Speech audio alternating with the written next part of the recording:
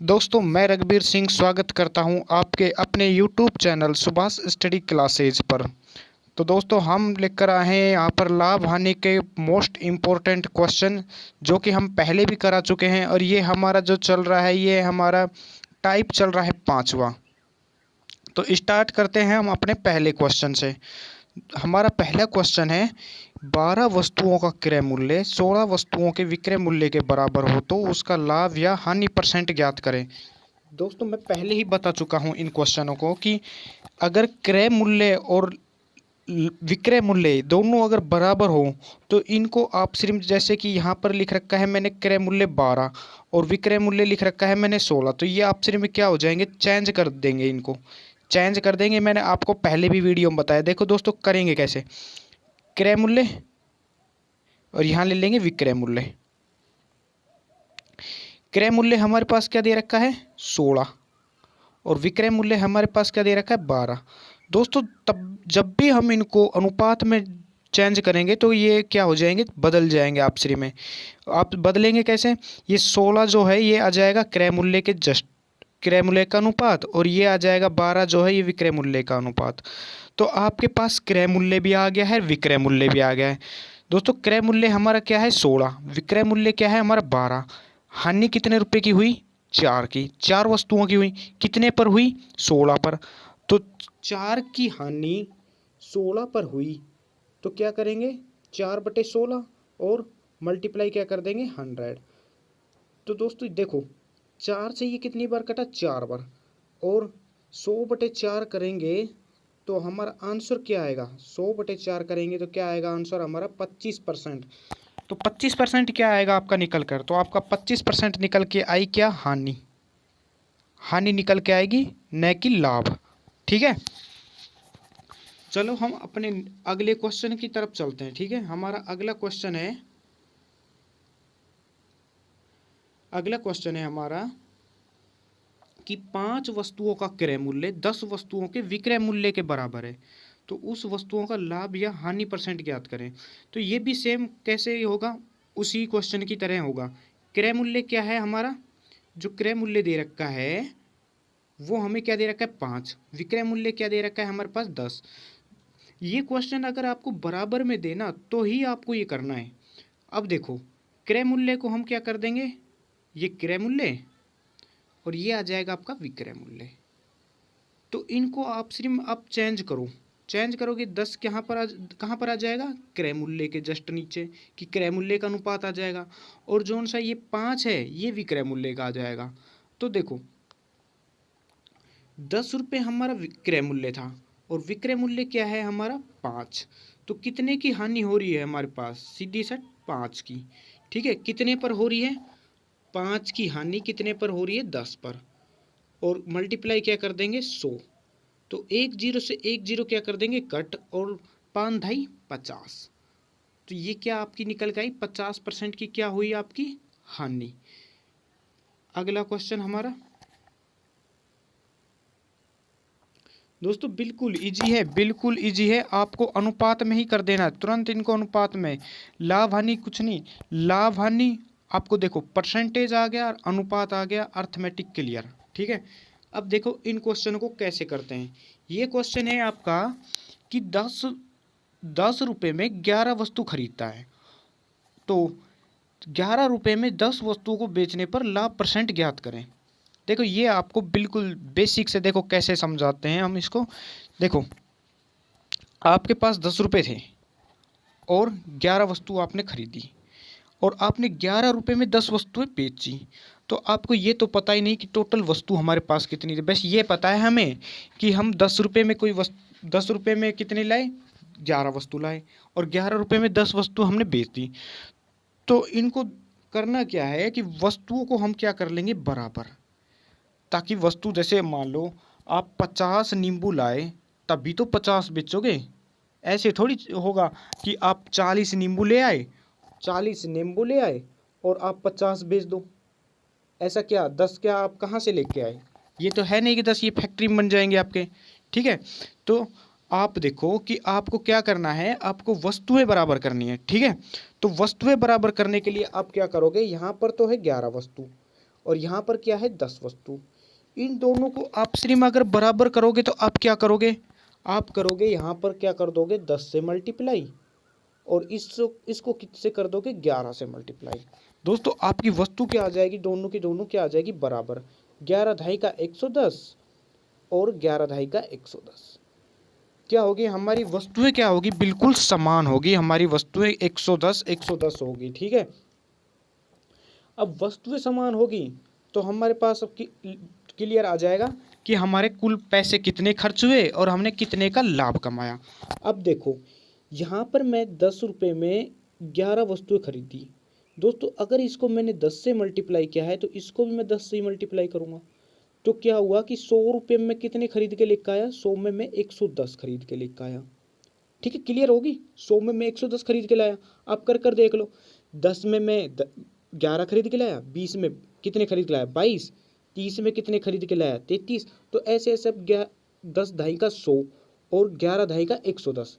तो क्या हुआ, 100 रुपये में मैं 110 तो वस्तुएं खरीद लाया। अब देखो बेचनी कितनी है, 110 ही मैंने बेचनी है, लेकिन कितने के हिसाब से, अब 11 के हिसाब से बेचनी है।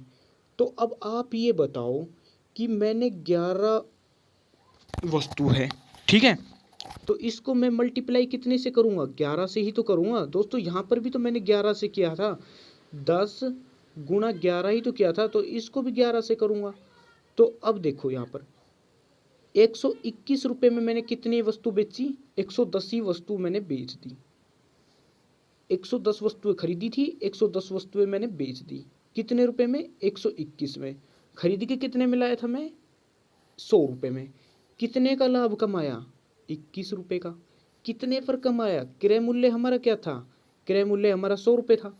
तो 21 रुपये का लाभ कमाया और हमारा क्रय मूल्य क्या था, हमारा क्रय मूल्य था 100 रुपये। ठीक है, क्रय मूल्य हमारा क्या था 100 रुपये। तो 121 बटे में 100 और मल्टीप्लाई 100, 2 जीरो 100 से 100 कट गया, बच गया क्या हमारे पास 21। तो 21 क्या बचा है हमारा, लाभ बचा है, हानि बची है, आपकी बची है लाभ, क्योंकि 100 रुपये की वस्तु थी और 121 रुपये में मैंने बेची है। ठीक है, चलो अपने अगले क्वेश्चन की तरफ। बिल्कुल समझ में आया होगा, क्वेश्चन बिल्कुल इजी था, और ऐसे क्वेश्चन आपके बार बार पूछे जाते हैं, कंफ्यूज भी हो जाते हैं ऐसे क्वेश्चन के, लेकिन ऐसे क्वेश्चन में कंफ्यूज नहीं होना, आपको सिर्फ और सिर्फ क्या करनी है, वस्तुएं समान करनी है। वस्तुएं समान होगी तो पैसे तो आपको पता ही चल जाएगा कितने का लाभ हो रहा है कितने का नहीं हो रहा है। ठीक है, अगले क्वेश्चन की तरफ चलते हैं। अगला क्वेश्चन है हमारा कि क्रय मूल्य विक्रय मूल्य का अनुपात। दोस्तों क्रय मूल्य और विक्रय मूल्य का अनुपात हमें दे रखा है, अनुपात कितना है 8:9 कि 8:9 है, तो लाभ ज्ञात करें। दोस्तों क्रय मूल्य हमारा कितना है 8 रुपये, विक्रय मूल्य है 9 रुपये। दोस्तों कितने रुपए का फायदा हुआ, 1 रुपये का, कितने पर हुआ 8 पर। तो 8 1/8 गुणा में क्या करेंगे 100, परसेंटेज की खातिर करेंगे 100। तो अब आप देखो 8 जो है 1/8 जो है वो आपको किसी की फ्रैक्शन वैल्यू लगती है, आपको नहीं लगती तो ठीक है कोई बात नहीं, लेकिन करके बता देंगे, वैसे करके बता देंगे, लेकिन पहले आप फ्रैक्शन वैल्यू देखो। फ्रैक्शन वैल्यू मैंने आपको बता रहा कि 1/5 कितने की होती है 20 की, 1/4 25 की, और 1/6 आपको 16 सही 2/3% की। तो दोस्तों ऐसे ही 1/8 है वो आपकी फ्रैक्शन वैल्यू हमेशा होगी 12 सही 1/2%, मतलब कि 12.5% की फ्रैक्शन वैल्यू क्या होगी आपकी 1/8। ये तो मैंने आपको बता दिया, आपको ये याद भी रखना है। ठीक है, काटना आता है तो बहुत अच्छी बात है, नहीं तो आप इसे रट लो कि 12.5% की फ्रैक्शन वैल्यू क्या होगी आपकी 1/8। और अब इसे हम कर देते हैं कि 1/8 मल्टीप्लाई में क्या था आपका 1/8 मल्टीप्लाई क्या था आपका 100।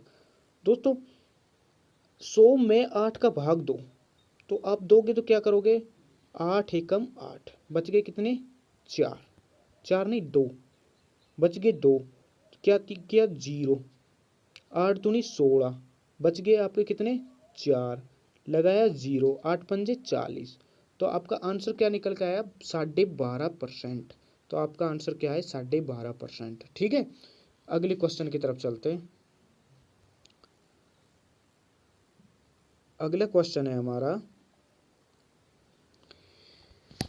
कि एक व्यक्ति 5 रुपये में 6 के भाव में पेंसिल खरीदता है तथा 6 रुपये में 5 के भाव पे बेचता है, तो उसका लाभ परसेंट ज्ञात करें। ये क्वेश्चन क्या है? जो मैंने जस्ट इस क्वेश्चन के पिछले से पिछला जो समझाया था उस क्वेश्चन की सेम उसकी तरह ही है।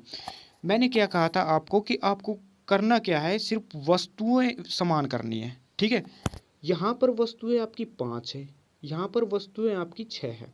दोस्तों समान कैसे करेंगे? समान करने के लिए आपको एलसीएम अगर लेना आता है तो बता दो। एलसीएम एलसीएम लेते कैसे वे आपको मैं बताता हूँ कि ऐसी छोटी से छोटी संख्या, ऐसी छोटी से छोटी संख्या, जो भी संख्या आप जैसे कि 5 का और 6 का ही भाग दे रहे हो, तो वो छोटी से छोटी संख्या क्या होगी? तो आप ही बताओ। 30 मेरे हिसाब से मैंने जो बताया सबसे छोटी संख्या है कि 30 आपकी 5 का भी भाग जाएगा, इसमें 6 का भी जाएगा। इससे छोटी कोई संख्या हो तो आप बताओ। ठीक है, एलसीएम वही होती है कि छोटी से छोटी कोई संख्या हो, जो संख्या दे रखी है उसमें पूरा पूरा क्या जाए, उसका भाग जाए छोटी से छोटी संख्या में। तो आप मैंने आपको अभी बताया था इसका एलसीएम क्या हुआ? 6 का और 5 का एलसीएम आपका क्या निकल के आया? 30। दोस्तों उसका भी 10 का और 11 का भी एलसीएम छोटी से छोटी संख्या 110 ही निकल कर आती है। ठीक है, 110 ही निकल कर आती है। तो अब देखो 30 क्या होगी? हमारी वस्तुएं होगी 30, कि 30 हम वस्तुएं खरीद के लाए थे। ठीक है, तो करना कैसे? आपको 5 यहाँ थी, 6 यहाँ, मतलब कि ये तो आपका क्या हो गया? रुपए। ये आपकी क्या होगी? वस्तु। तो इसे 30 करने के लिए आपने यहाँ पर 5 से मल्टीप्लाई किया है, तो आप यहाँ भी इसे 5 से मल्टीप्लाई करेंगे। तो आपका क्या हो गया? 25 रुपये में आप कितनी वस्तु लाए? 25 रुपये में आप 30 वस्तुएं ले आए। ठीक है, ये तो आपका ले आने का मतलब कि जो खरीदी गई है उसका मूल्य है। ठीक है, अब बेची हुई का आएगा आपको पास अलग। बेची हुई का कैसे आएगा? आप यहाँ पर लिखोगे 6, यहाँ पर लिखोगे 5। इसके पास आपने 6 से मल्टीप्लाई किया, ये आ गई आपकी 30 वस्तु। 30 वस्तु तो समान करनी है, तो अब यहाँ पर भी 6 से करो, क्योंकि यहाँ पर 6 से किया है तो आपके पास ये अनुपात में ये भी 6 से करना है, तो आपके 36 रुपये। तो वस्तु तो हमारी समान होगी और रुपए हमारे पास यहाँ क्रय 25 है, विक्रय हमारे पास 36 है। क्रय हमारे पास क्या निकल के आया? 36 रुपये। और विक्रय मूल्य हमारे पास क्या निकल के आया? क्रय मूल्य हमारे पास 25 रुपये और विक्रय मूल्य हमारे पास 36 रुपये निकल के आया। दोस्तों कितने का लाभ हुआ? कितने का लाभ हुआ? 11 का। कितने पर हुआ? 25 पर। तो क्या करेंगे? 11/25 और मल्टीप्लाई 100। दोस्तों 25 चौका 100 और 11 चौके 44, तो आपका आंसर क्या है? 44% की क्या हुआ? आपको लाभ हुआ। 44% का लाभ हुआ। ठीक है, चलो अगले क्वेश्चन की तरफ।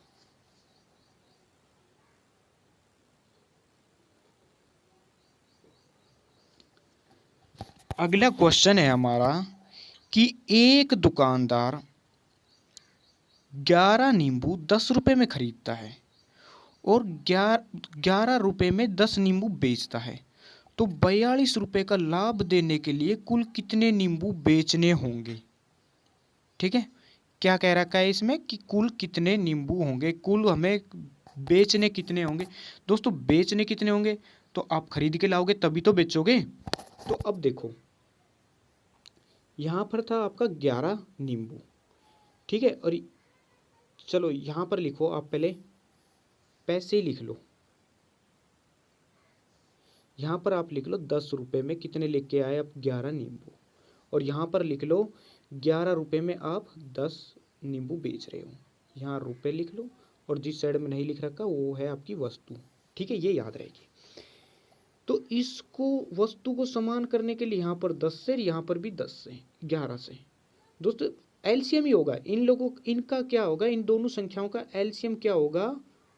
आपके पास छोटी से छोटी संख्या क्या आएगी? 110। तो यहाँ पर 110 वस्तु आ गई, यहाँ पर भी 110 वस्तु आ गई। यहाँ पर भी हम 11 से मल्टीप्लाई कर देंगे, यहाँ पर हम 10 से मल्टीप्लाई कर देंगे, क्योंकि यहाँ पर भी 10 से कर रहा है, यहाँ पर इसके 11 से कर रहा है। तो ये हमारे पास 100 रुपये, 100 रुपये में 110, और यहाँ पर हमारे पास 121 रुपये में 110। अब देखो हमारे पास 100 रुपये की वस्तु थी, 121 रुपये में हमने बेची, तो फायदा कितने का हुआ? 21 रुपये का। दोस्तों हमें 21 रुपये का फायदा नहीं, कितने रुपए का दे रखा है? 42 रुपये का। इससे कितने गुने ज़्यादा? 2 गुने ज़्यादा। तो वस्तुएं भी हमारे पास क्या होगी? दुगनी। ये भी 2 गुने ज़्यादा। तो 2 गुने ज़्यादा होगी तो क्या होगी? आपके आंसर क्या आएगा? 220। तो 220 हमारे क्या आया? राइट आंसर की 220 हमने नींबू बेचने होंगे। ठीक है दोस्तों, ये हमारे लाभ हानि के मोस्ट इम्पोर्टेंट क्वेश्चन थे। ये आपके railway NTPC, SSC GD, SSC CGL में भी खूब पूछे जाते हैं क्वेश्चन, और दोस्तों आर्मी और जैसे एसएससी एमटीएस, ये छोटे मोटे क्वेश्चनों में बहुत बार पूछे जाते हैं। आप जो भी गवर्नमेंट की तैयारी कर रहे हैं, गवर्नमेंट जॉब की, उनके लिए ये क्वेश्चन आपके बहुत इम्पोर्टेंट रहेंगे। और बिल्कुल आपको मैंने बेसिक से सिखाया है, बिल्कुल बेसिक से, कि आपको देखो रटने की जरूरत नहीं रहेगी इसमें। इन क्वेश्चनों में आपको रटने की जरूरत नहीं। पहले आपने रटा होगा, रट्टा मारा होगा, मुझे पता नहीं आपको क्या किया था, आपने सूत्र लगाए थे, लेकिन आपको मैंने बिल्कुल इन क्वेश्चन को कैसे समझाया, बिल्कुल बेसिक से। दोस्तों अगर आपको वीडियो अच्छी लगे तो आप हमारे वीडियो को लाइक करें, शेयर करें, और हमारे चैनल पे पहली बार आए हुए हैं तो हमारे चैनल को सब्सक्राइब ज़रूर करें और बेल आइकन को प्रेस कर लें। ठीक है, थैंक यू दोस्तों।